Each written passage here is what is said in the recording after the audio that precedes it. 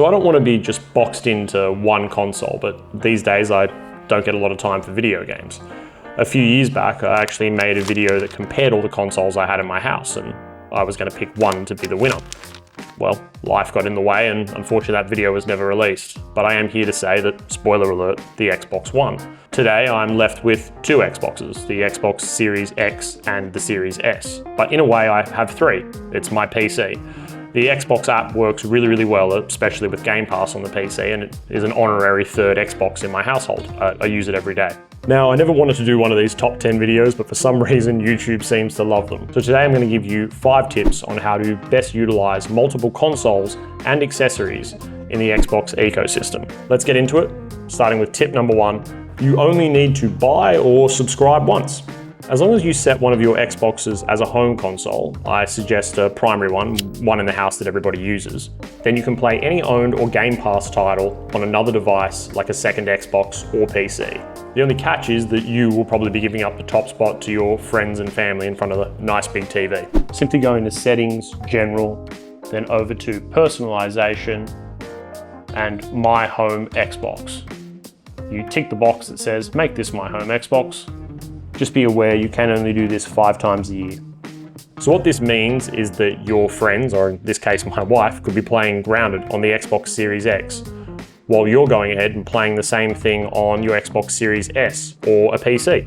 And that's all with one subscription or a single purchase of the game. Now this trick also works on Game Pass for PC. You can have a single PC with multiple accounts and only one subscription. If that's something that you're interested in hearing about, please let me know in the comments below and I'll create another short video explaining that for you. Tip number 2, Xbox Anywhere.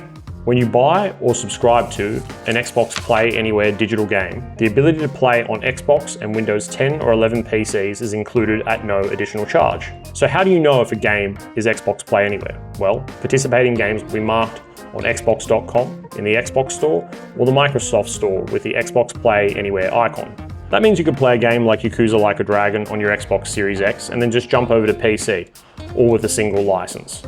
It also supports cloud saves. Just be aware that Xbox Play Anywhere and cloud saves are two separate things, but typically they do go hand in hand. Tip number 3, moving on to accessories. The Xbox controller works both on the Xbox and via Bluetooth, and you can synchronize them at the same time between the console and your PC. Now you probably already knew that the Xbox controller had Bluetooth built in, but did you know that you can swap between both with a quick button press? This is handy when you're using your Xbox controller on one of your consoles and the same controller for your PC or mobile phone. Once you have paired the controller to your Xbox and Bluetooth device, you simply double press the connect button to switch between the two. It's pretty easy. The same can be done with your Xbox wireless headset. You can pair your headset once to your Xbox and to another device like your mobile phone.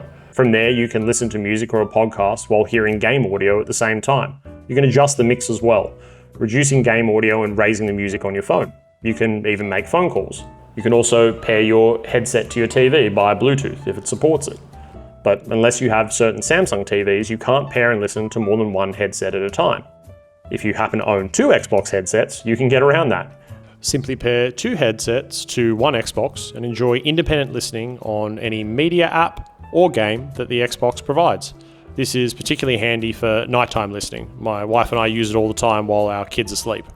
Now, one annoying thing about the Xbox headset is that it automatically turns on your Xbox every time you switch it on, even if you only want to use Bluetooth. Microsoft really need to have an option in the accessories app to switch that off. Tip number 4, downloading games via the Xbox app before you even own them. You can download any game even if you don't have the license for it. These days, disc-based games are effectively drink coasters with a license to play.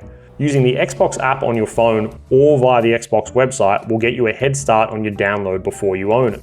I did this with Cyberpunk, as the files on the disc barely represent what the game is today. Disc-based games obviously still have their use. They're often cheaper than digital, and it's great for your collection. But nothing's stopping you from pre-downloading your game digitally before you pick up a copy of it from your local retailer. And finally, tip number 5, network transfers.